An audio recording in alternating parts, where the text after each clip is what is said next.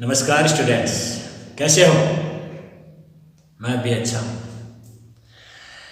आज फिर ऑप्टिक्स के पार्ट थर्ड को लेकर अपन बातचीत करते हैं। पार्ट सेकंड आपने पढ़ा होगा। पार्ट थर्ड में अपन बात करते हैं दर्पण से प्रतिबिंब निर्माण, गोलीय दर्पण से प्रतिबिंब निर्माण। गोलीय दर्पण से प्रतिबिंब निर्माण, गोलीय दर्पण से प्रतिबिंब निर्माण के बारे में अपन चर्चा करेंगे। देखिए, आपने गोलीय दर्पण पढ़ा है, क्या होता है गोलीय दर्पण में आपने टाइप पढ़े। गोलीय दर्पण 2 टाइप का होता है। गोलीय दर्पण की डेफिनेशंस आपने दी है। गोलीय दर्पण से संबंधित किरण परावर्तन के नियम आपने पढ़े हैं। गोलीय दर्पण से आप वक्र त्रिज्या और फोकस दूरी में रिलेशन आपने निकाला है पीछे वाले वीडियो में।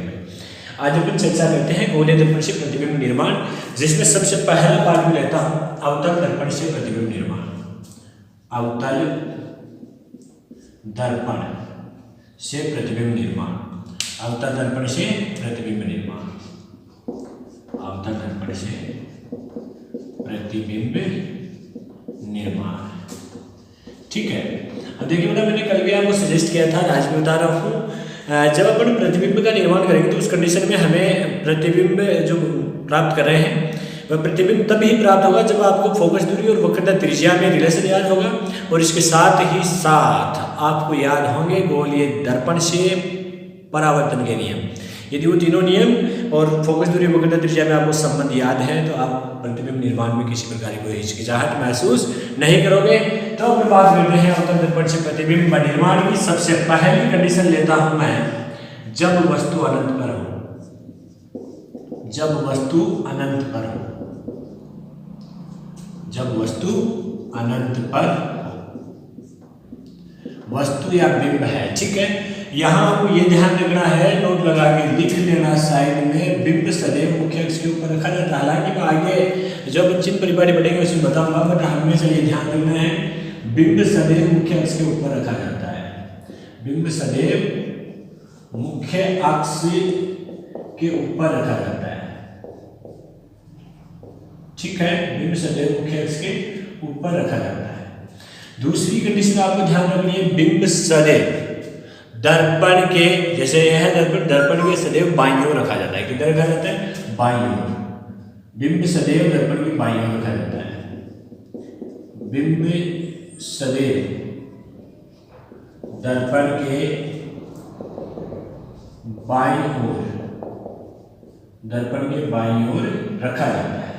ध्यान रहेगा, ये दोनों शर्त है, ये आप याद रखना बेटा। बिंब सदैव मुख्य अक्ष के ऊपर रखा जाता है, मुख्य अक्ष के ऊपर रखा जाता है। बिंब सदैव दर्पण के बाईं ओर रखा जाता है।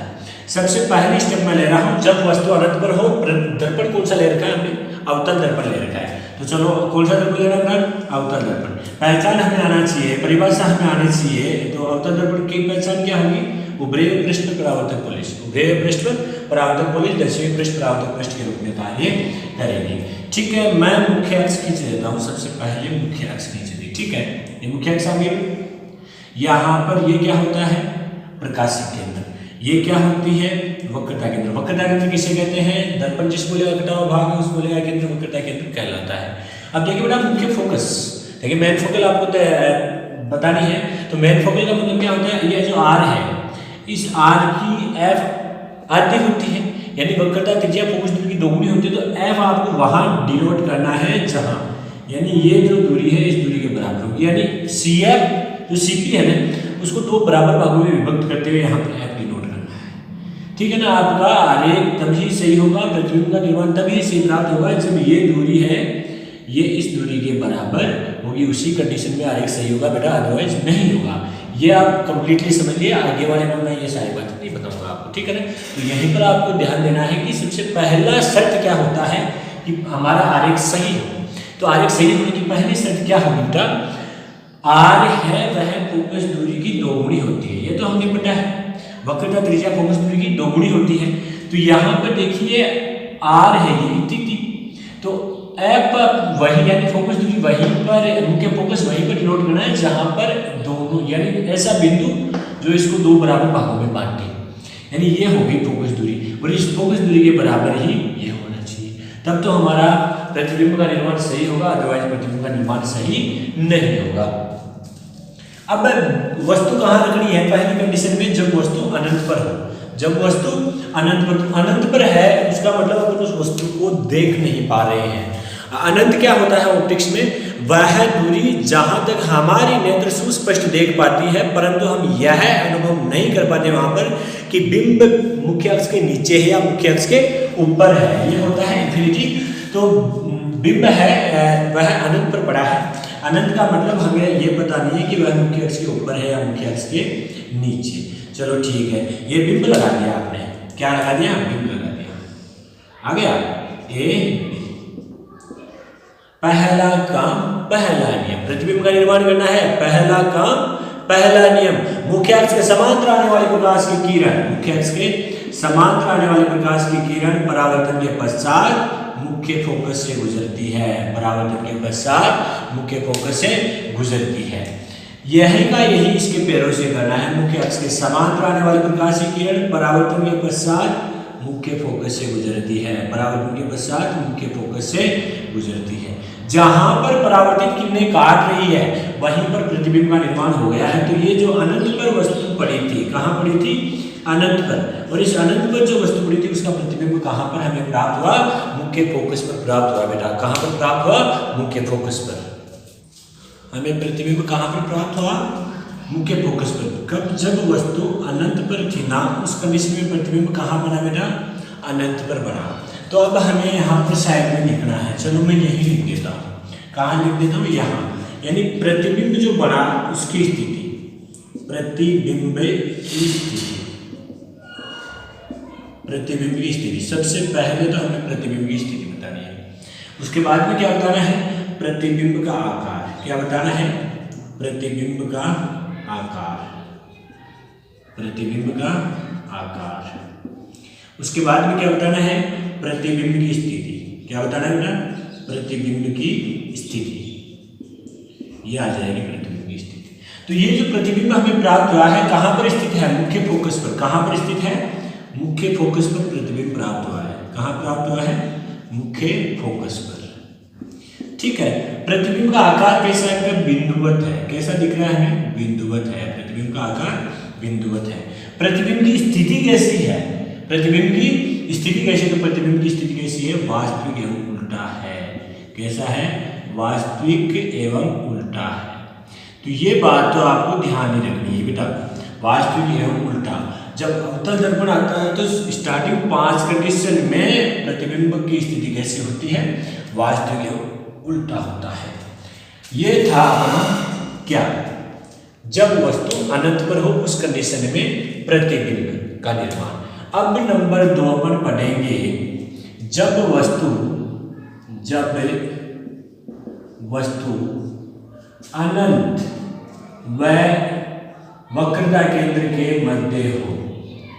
अनंत व सी के मध्य, जब वस्तु अनंत व वक्रता केंद्र के मध्य हो। तो दर्पण कौन सा ले रखा है बेटा, अवतल दर्पण ले रखा है। ले लिया अवतल दर्पण, यानी उभरे पृष्ठ पर परावर्तक पोलिश।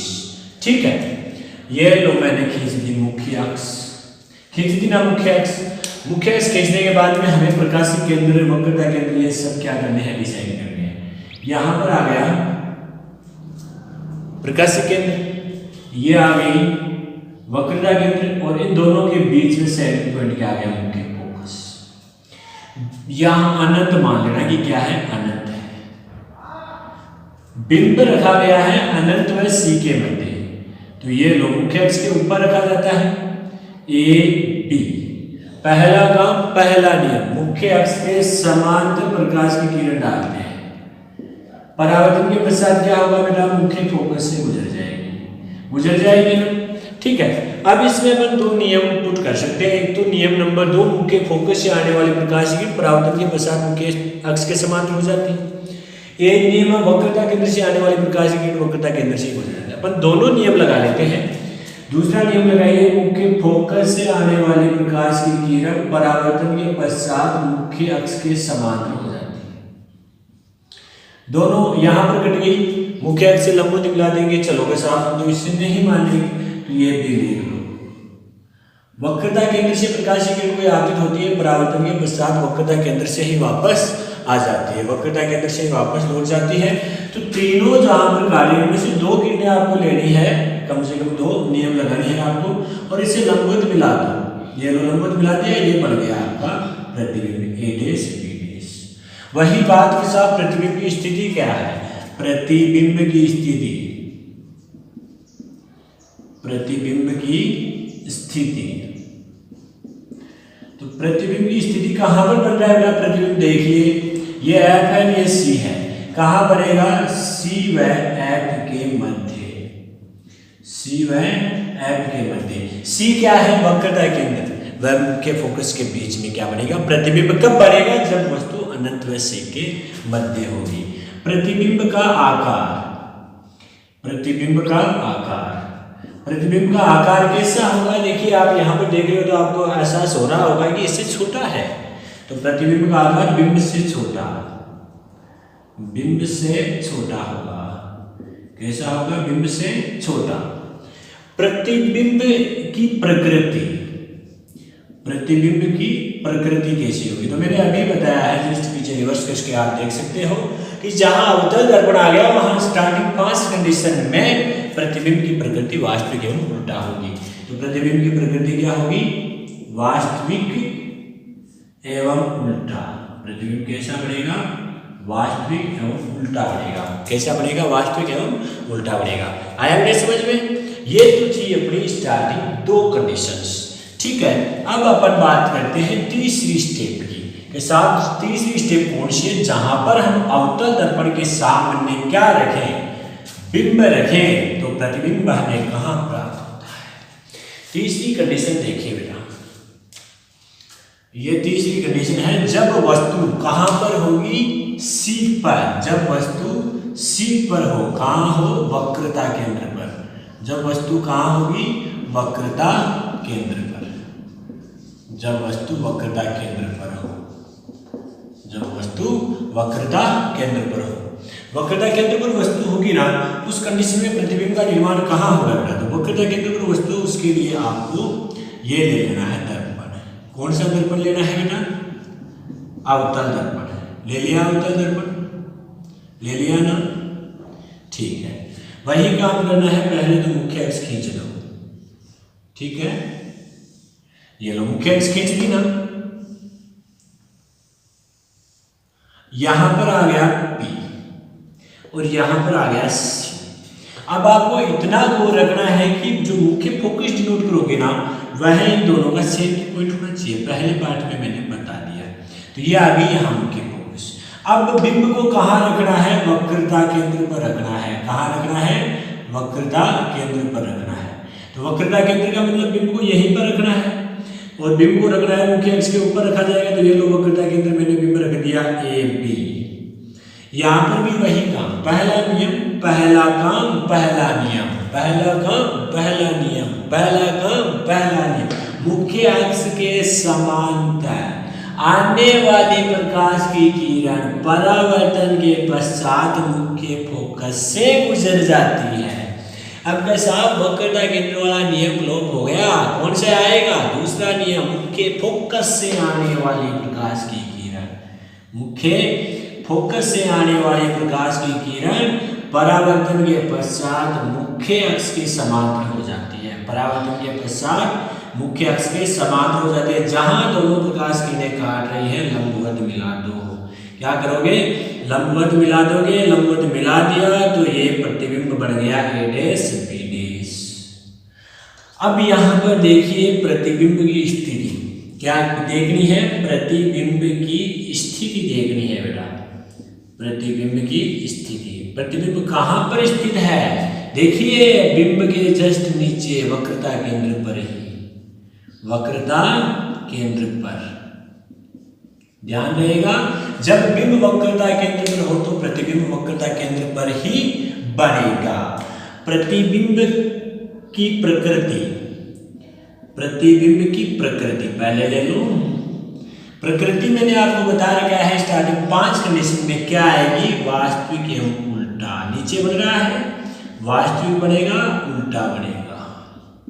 ठीक है। अब प्रतिबिंब का आकार, प्रतिबिंब का आकार, प्रतिबिंब का आकार देखिए, ये और ये आप देख रहे हो तो आपको ऐसा प्रतीत हो रहा है कि दोनों बराबर है। तो जब बिंब वक्रता केंद्र पर है तो प्रतिबिंब भी वक्रता केंद्र पर पड़ेगा और प्रतिबिंब का आकार क्या होगा, बिंब के बराबर होगा। प्रतिबिंब का आकार बिंब के बराबर, बिंब के बराबर, बिंब के बराबर होगा। प्रतिबिंब का आकार बिंब के बराबर होगा। ये थी बेटा अपनी थर्ड स्टेप। अब अपन बात करते हैं चौथी स्टेप की। किसकी बात करेंगे, चौथी स्टेप की बात करेंगे।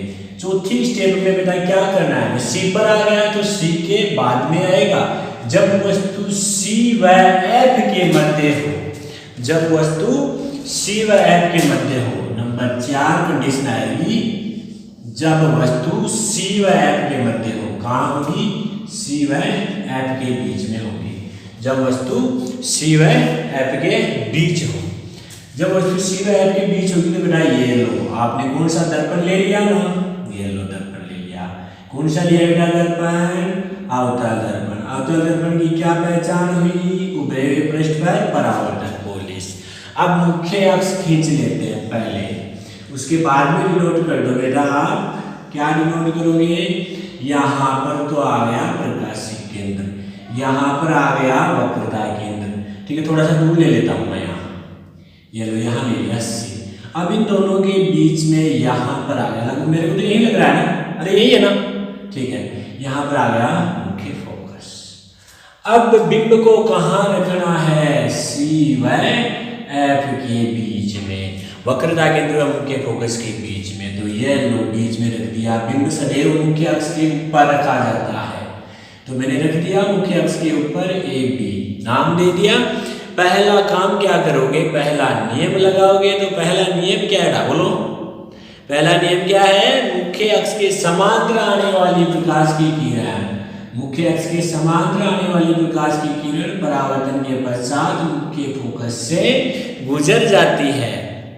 नियम नंबर 2 लगाओगे, क्या लगाओगे, यहां से सीधे से मुख्य फोकस से आने वाली प्रकाश की किरण, मुख्य फोकस से आने वाली प्रकाश की किरण परावर्तन के पश्चात, मुख्य फोकस से आने वाली प्रकाश की किरण परावर्तन के पश्चात मुख्य अक्ष के समांतर हो जाती है। कैसे हो जाती है बेटा, थोड़ा सा लेके लाइन में बिल्कुल सीधा रखोगे आप इसके साथ, मुख्य अक्ष के समांतर हो जाती है। तो मुख्य अक्ष के समांतर हो गई ना। अब ये दोनों जहां भी कट रही है मुख्य अक्ष से लंबवत मिला दें, मुख्य अक्ष से लंबवत मिला दें। मिला दी मैंने तो ए और बी डैश, आप भी मिला दो बेटा, ए डैश बी डैश। क्या प्राप्त हो गया, हमें प्रतिबिंब का निर्माण हमारे पास हो गया। अब बात करें कि साहब प्रतिबिंब का निर्माण तो हो गया, परंतु प्रतिबिंब बना कहाँ, अरे तो हमें दिख रहा है प्रतिबिंब बना कहाँ, यहाँ तो अनंत है और ये वक्रता केंद्र है, अनंत और वक्रता केंद्र के बीच में क्या बन गया, प्रतिबिंब। प्रतिबिंब की स्थिति जब वस्तु सी व एफ के मध्य हो तो प्रतिबिंब की स्थिति। आप थोड़ा सा पीछे जाइए बेटा, जब वस्तु अनंत व वक्रता केंद्र के मध्य थी तो प्रतिबिंब कहाँ बन रहा था, वक्रता केंद्र व एफ के मध्य। जस्ट अपोजिट काम इसमें हो गया, क्या हुआ, सी व एफ के मध्य यदि वस्तु है, बिंब है, तो प्रतिबिंब कहाँ बनेगा, सी व अनंत के बीच में बनेगा। तो प्रतिबिंब की स्थिति क्या हो जाएगी बेटा, सी व अनंत के बीच, सी व अनंत के बीच। समझ लेना बेटा, वक्रता केंद्र व अनंत के मध्य। नोट करते रहना आप, वीडियो को जैसे जैसे प्ले करो ना आप लिख लिया करो, ताकि बार बार आपकी नेट खर्च नहीं हो, आपको ज़्यादा फ़ोन का यूज करना नहीं पड़े। भाई आधा घंटे का लेक्चर है, 45 मिनट का है, 60 मिनट का लेक्चर, इतना ही होता है। तो आप जिस समय वीडियो देख रहे हो तो उस समय जो पाठ होता है ना उसको आप बार बार लिखते रहिए और उसके बाद में आप गहन मत देने। बेटा ये जो पाठ अपन पढ़ रहे हैं ना, रियली वेरी इंपॉर्टेंट है और इससे 9 नंबर के क्वेश्चन आपके एग्जाम में पुट होते हैं, न्यूमेरिकल्स भी आता है। बड़ा जो क्वेश्चन आता है 4 नंबर का इस चैप्टर से पुट होता है। तो पहला जो पढ़ रहे हैं हम, की स्थिति कहाँ होगी, तो स्थिति कहाँ होगी, सी व अनंत के बीच होगी। आकार कैसा होगा, देखो अब दिख रहा है ना, प्रतिबिंब बिंब से बड़ा दिख रहा है, तो बिंब से बड़ा, बिंब से बड़ा होगा। आकार कैसा होगा, बिंब से बड़ा। ठीक है, अब प्रतिबिंब की प्रकृति मैंने बताया था, याद रखना बेटा, क्या होता है, वास्तविक उल्टा। प्रतिबिंब कैसा कैसा होता है, वास्तविक उल्टा होता है। ठीक है, ये थी चौथी कंडीशन। अब अपन बात करेंगे पांचवी कंडीशन की। पांचवी कंडीशन में प्रतिबिंब सी और एफ के बीच तो आ गए हम, अब कहाँ पर रुकना है, मुख्य फोकस पर रुक जाता हूं मैं। कहाँ पर, मुख्य फोकस पर। पांचवी कंडीशन में बिंब कहाँ रखेंगे, मुख्य फोकस पर रखेंगे। ठीक है, चार कंडीशन पढ़ ली। पांचवी कंडीशन है, उसके बाद में क्या करोगे, जब वस्तु एफ पर हो, जब वस्तु एफ पर हो, और वस्तु एफ पर होगी ना, उस कंडीशन में क्या होगा, दर्पण कौन सा ले रहे हैं अपन, अवतल दर्पण ले रहे हैं। तो ये लो, अवतल दर्पण का मतलब उभरे हुए पृष्ठ पर परावर्तक पोलिश, उभरे हुए पृष्ठ पर परावर्तक पोलिश। ठीक है, ये मुख्य अक्ष मैंने खींच दी यहाँ, ध्यान रखना बेटा, क्या खींच दी, मुख्य अक्ष खींच दी ना। मुख्य अक्ष खींचने के बाद में यहाँ पर प्रकाशिक केंद्र डिनोट कर दिया, ये वक्रता केंद्र आ गई, ये क्या आ गया, मुख्य फोकस आ गया, दिखाई दे रहा है ना आपको पीछे। चलो ठीक है, अब बिंब को कहाँ रखना है, बिंब को कहाँ रखना है, एफ पर, मुख्य फोकस पर हो। तो आपने पढ़ा था जब बिंब अनंत पर है तो प्रतिबिंब कहाँ बना था, मुख्य फोकस पर बना था ना। अब कहाँ बनेगा, मुख्य फोकस पर, तो प्रतिबिंब अनंत पे बन जाएगा, हमें पता चल गया, परंतु बना के भी तो देखना है ना। चलो बना के देखना है तो बिंब को यहाँ रख दो मुख्य फोकस पर, ए बी। पहला काम, पहला नियम, मुख्य अक्ष के समांतर, परावर्तन के पश्चात मुख्य फोकस से जानी है, परावर्तन के पश्चात कहाँ से जाएगी बेटा, मुख्य फोकस से जाएगी, कहाँ से जाएगी, मुख्य फोकस से। चलो ये चली गई ना। अब के साथ मुख्य फोकस वाला नियम नहीं लगेगा, तो कौन सा लगेगा, नियम लगेगा ये, अभिलंब से जितना कोण बनाती हुई आपतित हो रही है ना, अभिलंब से उतना ही कोण बनाती हुई परावर्तित हो जाएगी, अभिलंब से उतना ही कोण बनाती हुई परावर्तित हो जाएगी। तो ये दोनों जो किरणें होगी ना, परावर्तित किरणें, ये और ये, यह दोनों समांतर होगी। समांतर का मतलब ये काटेगी अनंत पे जाके, कहाँ काटेगी, अनंत पे जाके काटेगी। तो प्रतिबिंब की स्थिति क्या होगी, प्रतिबिंब कहाँ बनेगा, अनंत पर बनेगा, कहाँ बनेगा, अनंत पर। निर्धारण नहीं कर सकते कि कहाँ बनेगा, प्रकृति में बेटा वही रखना क्या होगा, वास्तविक उल्टा बनेगा। कैसा बनेगा, वास्तविक उल्टा। आकार बिंब से बहुत बड़ा, बिंब से बहुत बड़ा, बिंब से बहुत बड़ा बनेगा, अनंत में बनेगा तो बहुत बड़ा ही बनना है। ये थी आपकी पांचवी कंडीशन। क्या थी, पांच, जब वस्तु एफ व पी के मध्य हो, जब वस्तु एफ व पी के मध्य हो। दर्पण कौन सा ले रखा है, वही ले रखा है, अभी तो चेंज नहीं किया, अवतल दर्पण ले रखा है भाई, ये आ गया अवतल दर्पण। ठीक है, ये आ गई, मैं मुख्य अक्ष की देता हूँ, मुझे मुख्य अक्ष बहुत अच्छी लगती है, आपको भी लगती है ना, ये दो बिंदुओं को मिलाती है तो अच्छी लगेगी। ये आ गया पी, प्रकाशिक केंद्र आ गया ना, ये आ गया सी, ये इन दोनों के बीच में ये क्या आ गया, एफ। अब बिंब कहाँ रखना है, एफ व पी के बीच में, यहाँ रखना है, कहाँ रखना है, एफ व पी के बीच में मैं रख देता हूँ, ये रख दिया, आप भी रख दो बेटा, ए बी। पहला काम, पहला नियम, मुख्य अक्ष के समांतर आ गई ना, परावर्तन के पश्चात मुख्य फोकस से चली गई ना, परावर्तन के पश्चात मुख्य फोकस से चली गई ना।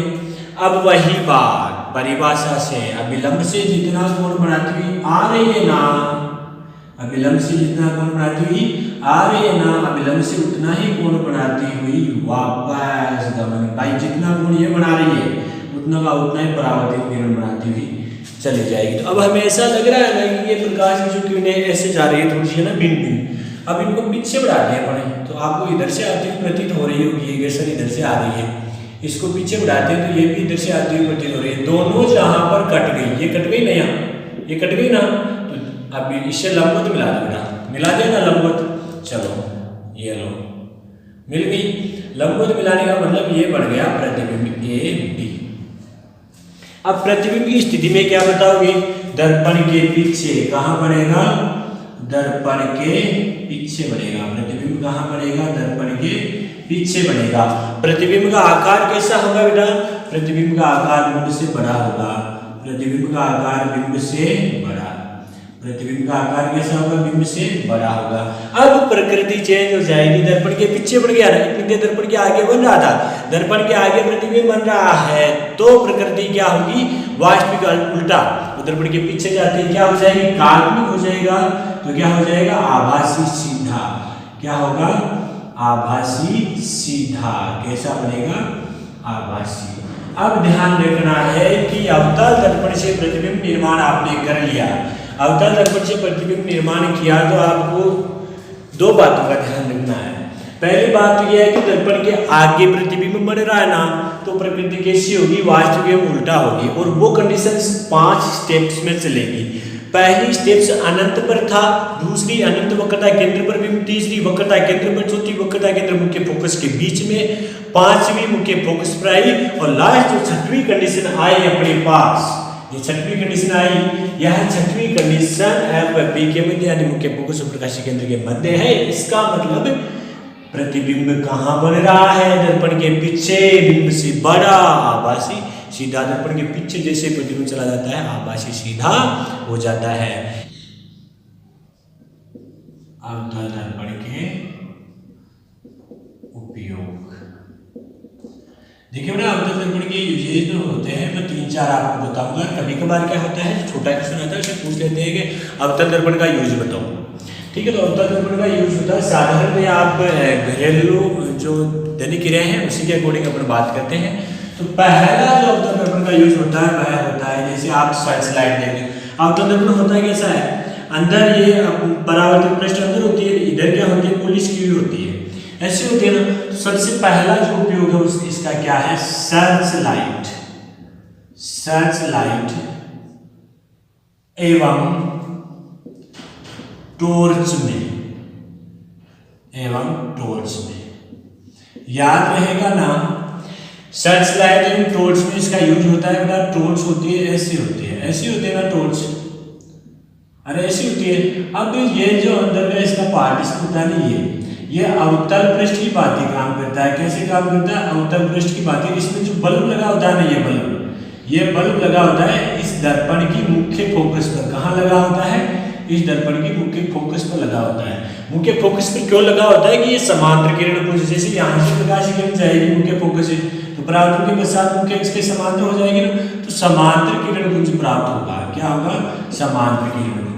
तो सर्च लाइट एवं टॉर्च लाइटों में अवतल दर्पण का यूज होता है। तो पहला तो आप याद रखोगे, सर्च लाइट एवं टॉर्च लाइटों में अवतल दर्पण का यूज होता है। अब अपन बात करते हैं नंबर 2, दूसरा उपयोग क्या है।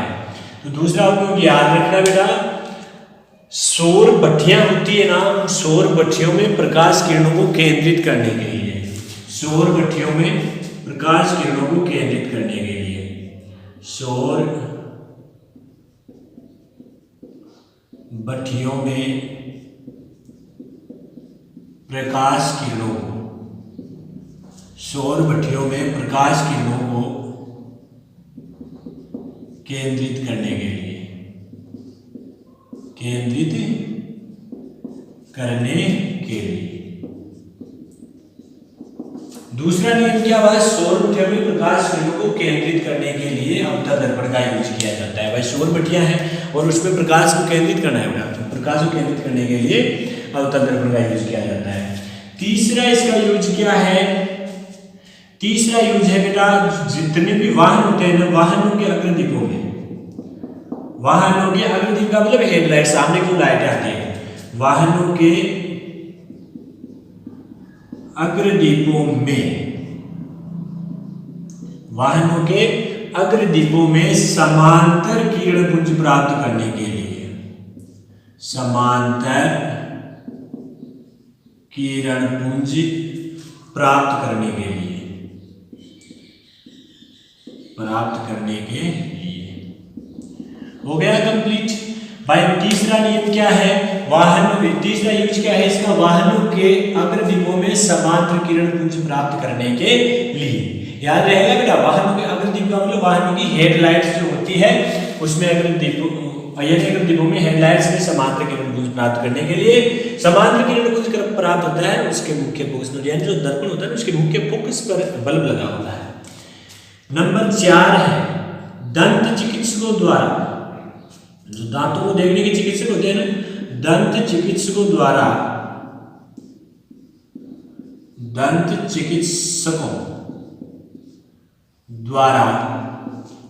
दांतों का प्रतिबिंब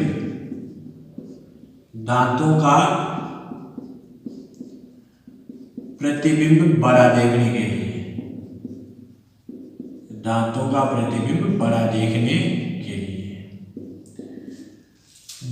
चौथा यूजेज क्या है? दंत चिकित्सकों द्वारा दांतों का प्रतिबिंब बड़ा देखने के लिए अवतल दर्पण का यूज होता है।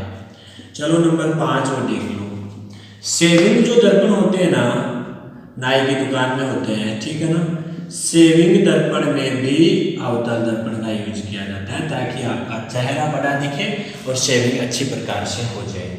तो ये ध्यान रखना बेटा, अवतल दर्पण के जो यूजेज है आप इनको क्लियर करना कि अवतल दर्पण के यूज किस किस में होते हैं। सर्च लाइट एवं टॉर्च लाइट में, सौर भट्टियों में प्रकाश किरणों को केंद्रित करने के लिए, वाहनों के अग्रदीपों में समांतर किरणों को प्राप्त करने के लिए, दंत चिकित्सक द्वारा दांतों का प्रतिबिंब बड़ा देखने के लिए, और शेविंग दर्पण में अवतल दर्पण का यूज होता है।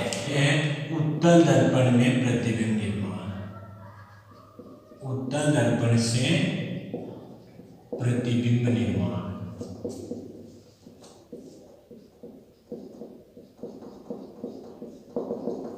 अब की बार अपन बात करेंगे उत्तल दर्पण से प्रतिबिंब निर्माण। और बेटा उत्तल दर्पण से प्रतिबिंब का निर्माण करोगे तो आपको केवल 2 ही कंडीशन आएगी, क्योंकि अवतल दर्पण का जो मुख्य पृष्ठ होता है, सामने का भाग होता है ना, उधर वक्रता केंद्र भी नहीं होता और उधर मुख्य फोकस भी नहीं होता, तो चलो ठीक है। पहली कंडीशन देखिए, मैं आपको पहले बता देता हूँ। ये आ गया अवतल दर्पण, ठीक है, 2 स्टेप से दोनों भी पढ़ लेते हैं। अवतल दर्पण आ गया, तो अवतल दर्पण की ये आ गई मुख्य अक्ष, ठीक है।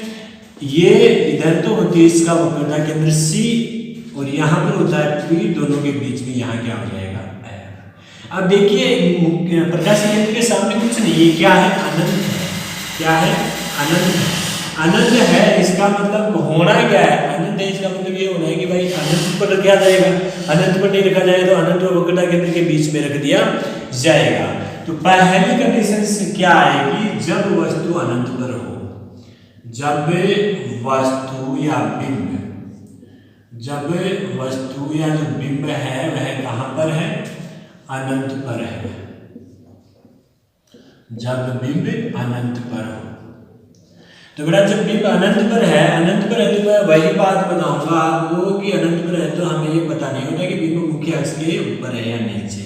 तो A B बिंब ले लिया, क्या किया? मुख्य अक्ष के समांतर प्रकाश की किरण डाली, मुख्य अक्ष के समांतर प्रकाश की किरण डाली, तो ये अपसारी है। क्या है? अपसारी, यानी प्रकाश की किरणों को फैला देगा।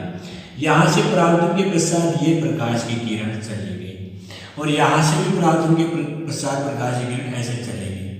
जब इनको आप पीछे बढ़ाते हो ऐसे, तो ये कहाँ से आती हुई प्रतीत होती है? भाई मुख्य फोकस से आती हुई प्रतीत होती है। इसको आप इसको पीछे बढ़ाते हो ना, ऐसे सही बढ़ाना बेटा, ये बढ़ा दी। तो जहां पर ये कट रही है वहां पर क्या बनेगा? प्रतिबिंब बनेगा। क्या बनेगा? प्रतिबिंब। तो पहली कंडीशन में प्रतिबिंब की स्थिति,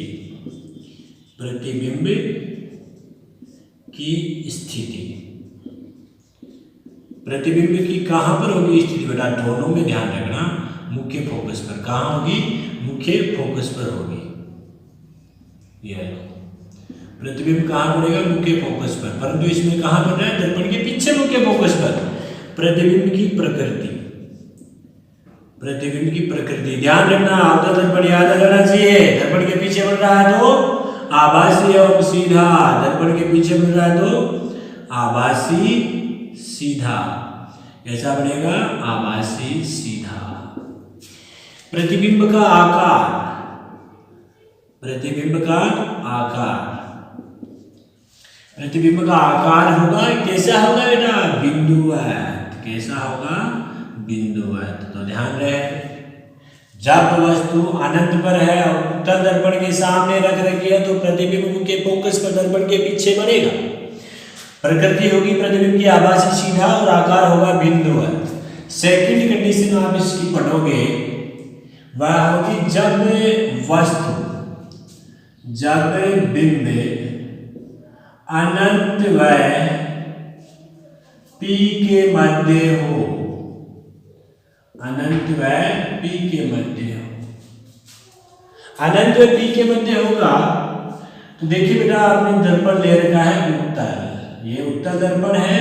दक्षिण पृष्ठ पर परावर्तक पोलिस और उभरे पृष्ठ पर अब परावर्तक पृष्ठ की भांति काम करेगा। ये ले लिया आपने मुख्य अक्ष, C बना दिया और F भी बना दिया और मैंने P लिख दिया। ये इन्फिनिटी है, इन्फिनिटी और P के बीच में क्या रखना है, बिंब रखना है, तो ये रख दिया मैंने बिंब AB। पहला काम, पहला नियम, मुख्य अक्ष के समांतर परावर्तन के पश्चात फैल जाएगी और ऐसा प्रतीत होगी कि ये पीछे से आ रही है। ठीक है, अब क्या किया था, तीसरा नियम लगाना बेटा इसमें। ये वक्रता केंद्र से जो प्रकाश की किरण जा रही है, यह वक्रता केंद्र से ही वापस लौट जाएगी। जहां दोनों किरणें कट रही है लंबवत मिला दो, ये क्या बन गया, प्रतिबिंब। तो प्रतिबिंब की स्थिति कहां हुई इसमें, प्रतिबिंब की स्थिति, प्रतिबिंब कहां बनेगा, F व P के बीच, F व P के बीच बनेगा। प्रतिबिंब की प्रकृति कैसी होगी बेटा, प्रतिबिंब की प्रकृति वही ध्यान रखना, दर्पण के पीछे चला गया तो आभासी सीधा, आभासी सीधा। प्रतिबिंब का आकार, प्रतिबिंब का आकार, प्रतिबिंब का आकार कैसा होगा, बिंब से छोटा, सदैव बिंब से छोटा होगा, बिंब से छोटा। अवतल दर्पण से जो प्रतिबिंब का निर्माण होगा ना, वह बिंब से छोटा ही बनेगा, कभी भी बड़ा नहीं बनेगा। ये था अवतल दर्पण से प्रतिबिंब निर्माण। अब अवतल दर्पण का, उत्तल दर्पण से प्रतिबिंब निर्माण था, उत्तल दर्पण का उपयोग पढ़ते हैं। उत्तल दर्पण का उपयोग, उत्तल दर्पण का यूज, यूजेज ऑफ उत्तल दर्पण। उत्तल दर्पण का यूज पढ़ते हैं। उत्तल दर्पण का यूज बेटा एक ही है, वाहन होते हैं उसके साइड में दर्पण लगा होता है, ड्राइवर पीछे का भाग देखता है कि क्या आ रहा है क्या नहीं आ रहा है, ठीक है ना।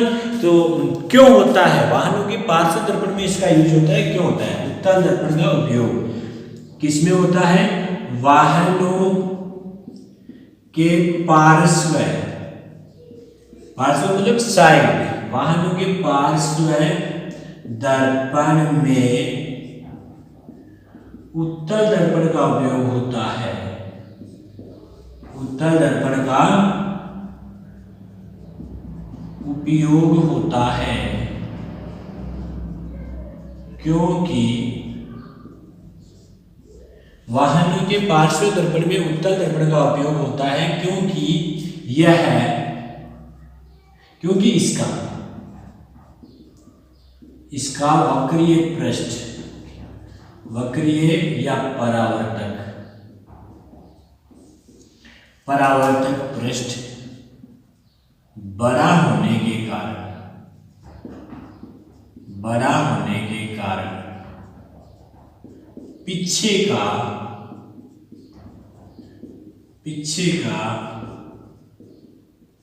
अधिकांश भाग घेर लेता है तथा सीधा व छोटा प्रतिबिंब बनाता है, जो बनाता है, जो कि सुस्पष्ट दिखाई देता है, जो कि सुस्पष्ट दिखाई देता है। ठीक है, वाहनों के पार्श्व दर्पण में उत्तल दर्पण का यूज किया जाता है, क्योंकि इसका वक्रीय पृष्ठ यानी परावर्तक पृष्ठ बड़ा होने के कारण पीछे का अधिकांश भाग कवर कर लेता है तथा प्रतिबिंब सीधा, छोटा एवं सुस्पष्ट हमें दृश्यमान करवाता है। इसलिए वाहनों के पार्श्व दर्पण में उत्तल दर्पण का यूज किया जाता है। अब अपन बात करेंगे बेटा दर्पण से संबंधित चिन्ह परिपाटी। दर्पण से संबंधित चिन्ह परिपाटी, वेरी इंपॉर्टेंट है। और यदि चिन्ह परिपाटी हमें नहीं आएगी तो बेटा न्यूमेरिकल अपन नहीं कर पाएंगे। तो दर्पण से संबंधित चिन्ह परिपाटी आपको ध्यान में रखनी है। मैं पाठ लिखवाऊंगा नहीं, आपको समझा रहा हूं तो आप समझ ले, फोकस करें। 2 मिनट का पाठ है, बिल्कुल समझ में आ जाएगा। मैं दोनों दर्पणों को लेकर के यहाँ पर पेश कर रहा हूं। पहले हमने ले लिया अवतल दर्पण। कैसा होता है अवतल दर्पण, बताओ? चलो आराम से करो। दर्पण का वह गोले को इसका घटावा वह भाग जिसके उभरे पृष्ठ पर परावर्तक गोले से कटे जाते 10वीं पृष्ठ परावर्तक पृष्ठ के रूप में कार्य करते, क्या कहलाता है? ये अवतल दर्पण। क्या कहलाता है? अवतल दर्पण कहलाता है सर, अवतल दर्पण। इधर ले लेता हूं उत्तल दर्पण, जिसके 10वें पृष्ठ पर परावर्तक गोले से कटे जाए तो उभरे पृष्ठ परावर्तक पृष्ठ के रूप में कार्य करती है। यह मुख्य अक्ष आ गई बेटा, दोनों पर खींच देता हूं। यह मुख्य अक्ष आ गई, इसकी वक्रता केंद्र इधर, मुख्य फोकस यहां और पी यहां। मुख्य फोकस कहां होगा? दोनों के बीच में। इसके सामने वक्रता केंद्र यहां और मुख्य फोकस प्रकाश केंद्र जो है इसके बीच में। अब आपको ध्यान रखना है, चिन्ह परिपाटी पढ़नी है तो जो संख्या रेखा होती है उस पर चले जाइए। यहाँ प्रकाशिक केंद्र है, ये मूल बिंदु की भांति काम करेगा। यहाँ पर 0 होगा, ये दायां पक्ष होगा और ये बायां पक्ष होगा। उत्तल दर्पण है ये, तो उत्तल दर्पण का ये बायां पक्ष होगा और ये दायां पक्ष होगा, ठीक है। अब आपको इतना ध्यान रखना है, मैं बिंब रख देता हूं। यहां पर मैंने बिंब रख दिया, क्या है ये? बिंब है। और सी अनंत है, अनंत और सी के बीच में तो इसका प्रतिबिंब लगभग यहां पर बनेगा। ये क्या है? प्रतिबिंब। बस मैं समझाने के तौर पे बता रहा हूं बेटा, आपको फोकसित रहें। इसके सामने मैंने यहां बिंब रख दिया और बिंब के बारे में मैं आपको बता चुका हूं। इसका प्रतिबिंब सदैव P व F के बीच बनेगा। ये बन गया क्या? प्रतिबिंब। अब ध्यान रहे, पहली बात जो इसकी है इंपोर्टेंट है, नोट कर ले। बिंब सदैव मुख्य अक्ष के ऊपर, बिंब सदैव मुख्य अक्ष के ऊपर दर्पण के बाईं ओर रखा जाता है। बिंब सदैव मुख्य अक्ष के ऊपर दर्पण के बाईं ओर रखा जाता है, दर्पण के बाईं ओर रखा जाता है। क्लियर? दूसरी बात,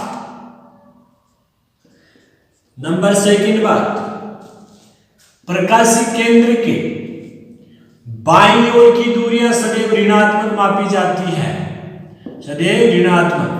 प्रकाशिक केंद्र से बाईं ओर की दूरियां सदैव ऋणात्मक मापी जाती है।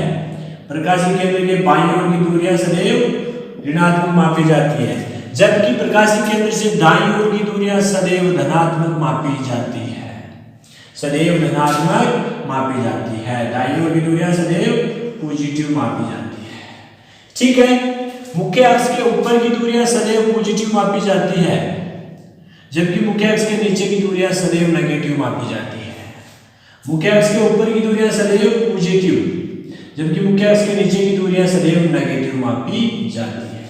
ध्यान रहेगा, मुख्य अक्ष के ऊपर की दूरियां सदैव पॉजिटिव, मुख्य अक्ष के नीचे की दूरियां सदैव नेगेटिव मापी जाती है।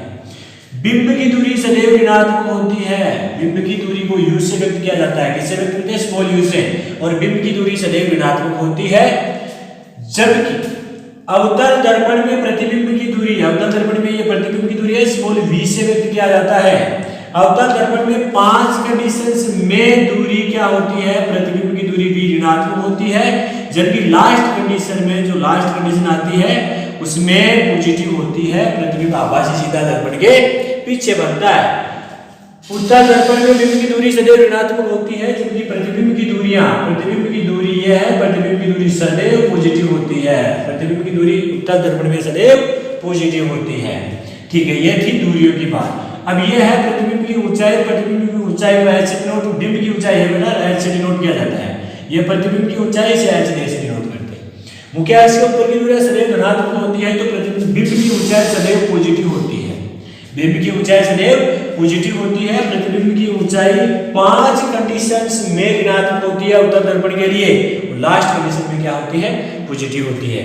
जबकि उत्तल दर्पण में बिंब की ऊंचाई भी पॉजिटिव, बिंब की ऊंचाई सदैव पॉजिटिव होती है, और प्रतिबिंब की ऊंचाई यह है h डैश, यह भी सदैव पॉजिटिव होती है, सदैव पॉजिटिव होती है।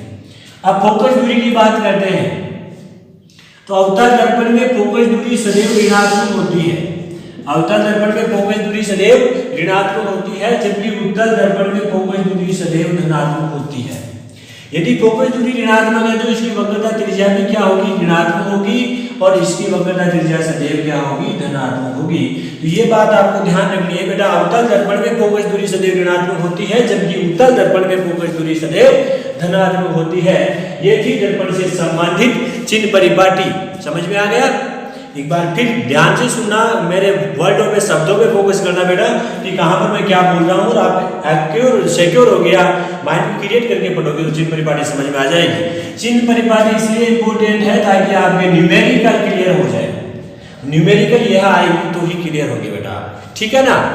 अब आगे अपन पढ़ते हैं मिरर फॉर्मूला, दर्पण सूत्र,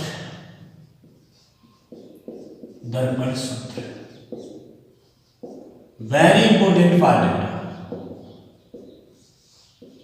एग्जाम की दृष्टि से न्यूमेरिकल भी यहां से पुटअप होगा, सीधा डेरिवेशन भी आपको पूछा जा सकता है। फोकस दूरी और वक्रता त्रिज्या में संबंध के बाद में दूसरा डेरिवेशन आपके इस पार्ट में आता है। दर्पण सूत्र वेरी इंपॉर्टेंट है, समझ आओगे तो बिल्कुल नॉर्मल है ना, एक बार समझ में आ गया ना तो दर्पण सूत्र बहुत ईजी है। न्यूमेरिकल कैसे पुटअप होते हैं वो भी अपन न्यूमेरिकल्स पार्ट में समझेंगे, यहां पर हमें केवल डेरिवेशन की बात करनी है, डेरिवेशन में आपको बता देता हूं। दर्पण सूत्र, दर्पण सूत्र ज्ञात करने के लिए हमें पहले एक आरेख लेना पड़ता है। क्या लेना पड़ता है, एक प्रतिबिंब का निर्माण करना पड़ता है, प्रतिबिंब निर्माण करना पड़ता है, चाहे आप किसी भी दर्पण से कर लो। मैं अवतल दर्पण से प्रतिबिंब का निर्माण करता हूं, ले लिया मैंने अवतल दर्पण, और इस अवतल दर्पण से प्रतिबिंब का निर्माण करना है। जो आपको अच्छा लगे ना वह कर लेना, पी सी एफ दोनों के बीच में, यानी ये इसके बराबर, यहां पर रखता हूं मैं बिंदु ए बी। पहला काम, पहला नियम, मुख्य अक्ष के समांतर, यहां पर मैं कोई पॉइंट दे देता हूं कि एम पर जाकर ये टकराती है, परावर्तन के पश्चात मुख्य फोकस से आ जाएगी ना। अब क्या होगा, यहां से जाएगी मुख्य फोकस से, परावर्तन के पश्चात मुख्य अक्ष के समांतर हो जाएगी, यहां पर नाम दे देना एन, ठीक है। जहां दोनों कट रही है लंबवत मिला दो, ए डेश बी डेश। अब अपने पास दे दी बेटा दर्पण सूत्र हमें निकालना है, तो उसके लिए सबसे पहले मैं आपके पास यहाँ लिख देता हूँ ताकि आपको कोई परेशानी नहीं आए, हर एक पॉइंट समझते रहे। यहाँ पर लिख देता हूँ बिंब की दूरी, पहले बिंब की दूरी, और बिंब की दूरी क्या है बेटा, एक पी, और एक पी को किसे डिनोट करेंगे अपन, यू से डिनोट करेंगे। प्रतिबिंब की दूरी, प्रतिबिंब की दूरी क्या होगी, ए डैश पी, वी से डिनोट करोगे। फोकस दूरी, फोकस दूरी क्या होगी, पी एफ, स्मॉल एफ से डिनोट करोगे, कैसे डिनोट करोगे, स्मॉल एफ से। बस आपको इतना ये बातें हैं ये ध्यान रखनी है कि पी एफ ये है और इसका मान एफ है, ए पी है इसका मान वी है, ए डैश पी है इसका मान वी है, ठीक है। अब अपन ये डेरिवेशन करते हैं, क्या करेंगे, त्रिभुज आरेखानुसार है ना, आरेखानुसार त्रिभुज, एक तो देखिए ये फर्स्ट है, इसे सेकंड देना, ये थर्ड है, इसे फोर्थ देना, यानी एक तो त्रिभुज आपके पास ये बन रही है, एक त्रिभुज आपके पास ये, इसे लगभग सीधा माना, एक त्रिभुज ये बन रही है, एक त्रिभुज ये बन रही है, यानी इस दर्पण को आप लगभग सीधा मानोगे। तो मैं पहले त्रिभुज फर्स्ट एंड सेकंड लेता हूँ, यानी त्रिभुज मैं नाम से दे देता हूं यहां BAF, फर्स्ट है BAF, वह त्रिभुज FPN समरूप है। क्या है? समरूप है। क्यों है समरूप? क्योंकि दोनों समकोण हैं। क्योंकि दोनों समकोण हैं। आप सीधा भी लिख सकते हो, आप इसको सीधा नहीं लिख करके समकोण सिद्ध भी कर सकते हो। ये दोनों कोण सम शीर्षाभिमुख है, बराबर होंगे। ये जो भुजा यानी ये जो कोण है और ये जो कोण है समकोण है, दोनों समकोण है। इसका मतलब डबल है, यानी कोण कोण नियम से त्रिभुज क्या हुई? समरूप हो गई। अतः समरूपता की शर्त से, अतः समरूपता की शर्त से क्या होती है? समरूपता की शर्त, संगत भुजाओं का अनुपात सदैव बराबर होता है। तो संगत भुजा कौन सी आएगी? ये आएगी, इसके बट्टे में ये आएगी। शीर्षाभिमुख यानी कोण संगत कोणों के सामने की भुजा। तो बड़ी वाली को पहले लिख लो, AB/PN बराबर AF/PF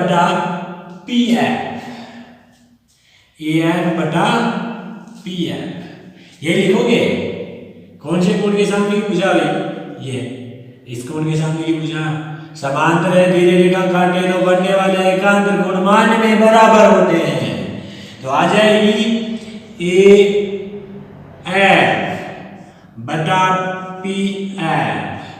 इक्वेशन नंबर दे दिया फर्स्ट। आगे क्या करोगे? पुनः त्रिभुज, पुनः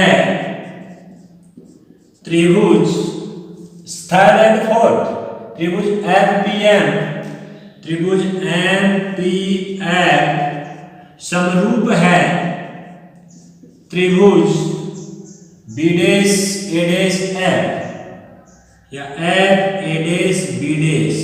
क्यों है समरूप? की दोनों समकोण है। अतः समरूपता की शर्त से, अतः समरूपता की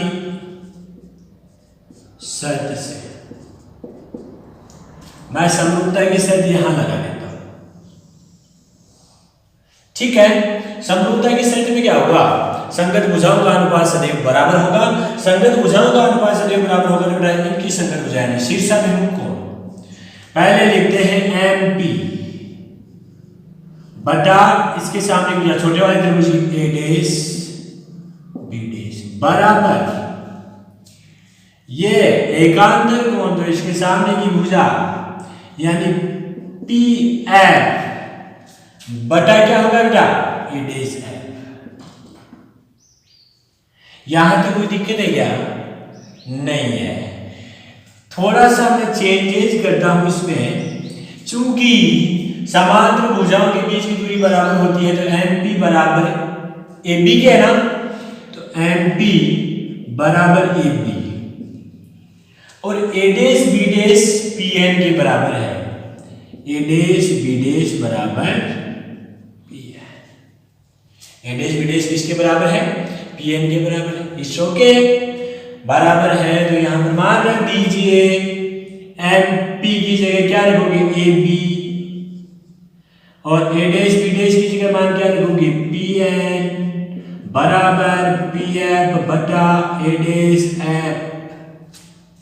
समीकरण नंबर देना 2। आगे क्या करोगे? समीकरण 1 व 2 की तुलना करने पर, समीकरण 1 व 2 की तुलना करने पर, समीकरण 1 और 2 की तुलना करोगे तो देखिए RHS पक्ष AB बटा P है, इधर भी AB बटा P है, तो LHS पक्ष क्या हो जाएंगे? बराबर हो जाएंगे। यानी AF बटा PF बराबर PF बटा A'F। इट्स ओके, समझ में आ गया ना? चलो अब अपने पास AF का मान भी नहीं है और A' का मान भी नहीं है, तो मैं थोड़ा सा ऊपर कर लेता हूं इधर, ठीक है। डेरिवेशन को समझते रहना बेटा। A' ये है A' का मान हमें निकालना है, तो मैं यहाँ कोष्टक में लिख देता हूँ, चूंकि A' बराबर AP पूरा है, AP में से PM घटा देंगे तो A' यानी AF आ जाएगा ना, क्या आ जाएगा मेरा AF, AP में से AF यानी PM घटा देंगे तो AF बच जाएगा, समझ में आ रहा है ना। तो AP माइनस PM इसकी जगह लिख दिया, A' का मान यानी A' में से PM घटा देंगे, A' बराबर A' में से PM घटा देंगे। ये मान इसमें अपन क्यों बताएंगे कि इन सबका मान हमारे पास है। अब इसमें रखते हैं, ठीक है ना, AF बटा PF तो न्यू का न्यू रख लेते हैं, AF बटा PF बराबर PF की जगह भी PF, AF का मान अपने पास नहीं है ना, सॉरी AF का मान रखते हैं अपने यहां से, AF का मान क्या रखोगे AP माइनस PF बराबर, अब PF को न्यू का न्यू रख लो, बटा AF की जगह A' माइनस PF। अब क्या करेंगे, इन सबके मान अपन यहां से लेके पुट कर लेंगे, AP का मान U, A' का मान V, PF का मान है, समझ में आ रहा है। AP का मान क्या है U, तो मैंने रख दिया U माइनस PF का मान F रख दिया साहब, बटा PF का मान F बराबर PF का मान F बटा A' का मान V minus F। Cross multiple करो, क्या करेंगे क्रॉस मल्टीपल करने पर, क्रॉस मल्टीपल करोगे तो क्या आ जाएगा, U माइनस F गुणा V माइनस F बराबर F गुणा F। इसको अंदर यानी दोनों कोष्ठ को गुणा कीजिए तो क्या आ जाएगा, UV minus plus minus UF minus minus minus plus minus FV minus minus plus F square बराबर F स्क्वायर। अब देखिए क्या है आपके पास, UV minus UF minus FV plus F square से F स्क्वायर यहाँ कट रहा है ना, बराबर क्या आ जाएगा 0। माइनस वालों को उधर भेज देते हैं तो सभी प्लस में हो जाएंगे, यानी UV बराबर UF प्लस FV। अब इक्वेशन निकालना हमें, फॉर्मूला निकालना मिरर फॉर्मूला, तो समीकरण में UVF का भाग देने पर UVF का भाग दोगे तो प्रत्येक पद में जाएगा, ठीक है। UV बटा UVF बराबर UF बटा UVF प्लस FV बटा UVF। UV से UV कट गया, UF से UF कट गया, FV से FV कट गया, बच्चा क्या है लाड लो, 1/F बराबर 1/V प्लस 1/U। यह आ गया दर्पण सूत्र। क्या आ गया बेटा, दर्पण सूत्र आ गया। क्या आ गया, दर्पण सूत्र। यानी फोकस दूरी का युद्धक्रम प्रतिबिंब की दूरी के युद्धक्रम तथा बिंब की दूरी के युद्धक्रम के योग के बराबर होता है। ये होता है अपना दर्पण सूत्र। आया समझ में?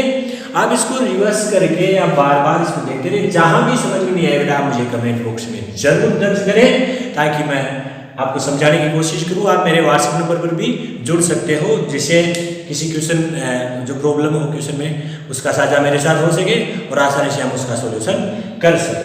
अब अपन बात करते हैं आवर्धन। देखिए बेटा, नाम से प्रतीत हो रहा है आवर्धन, यानी बिंब की प्रतिबिंब से तुलना है। बिंब की प्रतिबिंब से तुलना है। तो आवर्धन क्या होता है? प्रतिबिंब तथा प्रतिबिंब की ऊंचाई तथा बिंब की ऊंचाई का अनुपात, बिंब की ऊंचाई का अनुपात आवर्धन कहलाता है। प्रतिबिंब की ऊंचाई तथा बिंब की ऊंचाई का अनुपात आवर्धन कहलाता है। ठीक है, याद रखना बेटा, बहुत इजी है। प्रतिबिंब की ऊंचाई तथा बिंब की ऊंचाई का अनुपात आवर्धन कहलाता है। इसे कैपिटल एम से व्यक्त करते हैं, इसे कैपिटल एम से व्यक्त करते हैं, इसे कैपिटल एम से व्यक्त करते हैं। ठीक है, तो आवर्धन बराबर आप फॉर्मूला लिखोगे, आवर्धन बराबर प्रतिबिंब की ऊंचाई, प्रतिबिंब की ऊंचाई बटा बिंब की ऊंचाई। यानी आप प्रतीकात्मक रूप में लिखोगे तो कैपिटल एम बराबर एच डेस अपॉन एच। ये क्या होता है? आवर्धन। क्या होता है? आवर्धन होता है। ठीक है, दर्पण की बात करें तो दर्पण के लिए आवर्धन होता है। अब आवर्धन दूरी के रूप में, दूरी के रूप में आवर्धन। तो बेटा याद रखना, प्रतिबिंब की दूरी तथा बिंब की दूरी का अनुपात आवर्धन कहलाता है। प्रतिबिंब की दूरी तथा बिंब की दूरी, प्रतिबिंब की दूरी तथा बिंब की दूरी का अनुपात, तथा बिंब की दूरी का अनुपात क्या कहलाता है? आवर्धन कहलाता है। क्या कहलाता है? आवर्धन। तो ये था अपना आवर्धन का, प्रतिबिंब की दूरी तथा बिंब की दूरी का अनुपात आवर्धन कहलाता है, या प्रतिबिंब की ऊंचाई तथा बिंब की ऊंचाई का अनुपात आवर्धन कहलाता है। आवर्धन का मात्रक, आवर्धन का मात्रक पूछ ले ट्यूशन के, आवर्धन का मात्रक क्या होता है? तो यहां से देखिए, ऊंचाई का मात्रक बटा ऊंचाई का मात्रक कैंसिल आउट, या दूरी का मात्रक बटा दूरी का मात्रक कैंसिल आउट। यानी आवर्धन मात्रकहीन व विमाहीन राशि है। आवर्धन मात्रकहीन व विमाहीन राशि है। आवर्धन मात्रकहीन व विमाहीन राशि है, विमाहीन राशि है। ध्यान रहेगा, आवर्धन का कोई मात्रक नहीं होता, आवर्धन मात्रकहीन व विमाहीन राशि होती है। अब अपन बात करें वास्तविक एवं उल्टा प्रतिबिंब आइए पढ़िए, तो उसके लिए आवर्धन क्या होता है? ध्यान देना, वास्तविक एवं दर्पण के लिए पढ़ रहे हैं अपन, किसके लिए? दर्पण के लिए, दर्पण के लिए वास्तविक एवं उल्टा प्रतिबिंब आए, एवं उल्टा प्रतिबिंब।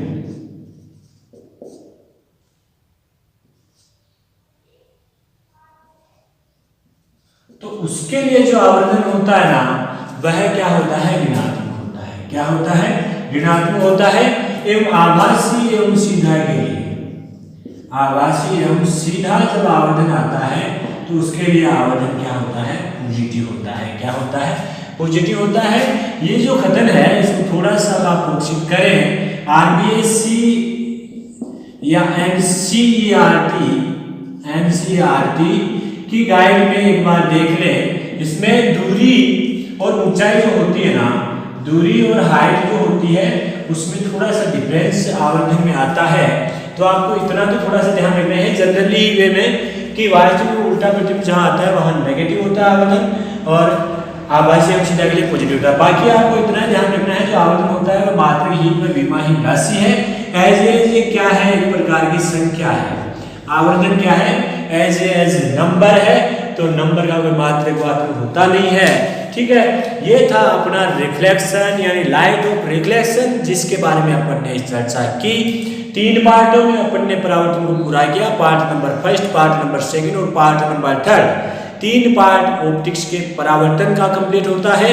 अगले पार्ट में अपन बात करेंगे रिफ्रैक्शन की, यानी प्रकाश का अपवर्तन क्या होता है। पार्ट नंबर 4 में अपन अपवर्तन को लेकर चलेंगे। तब तक के लिए मुझे आज्ञा दीजिए, नमस्कार।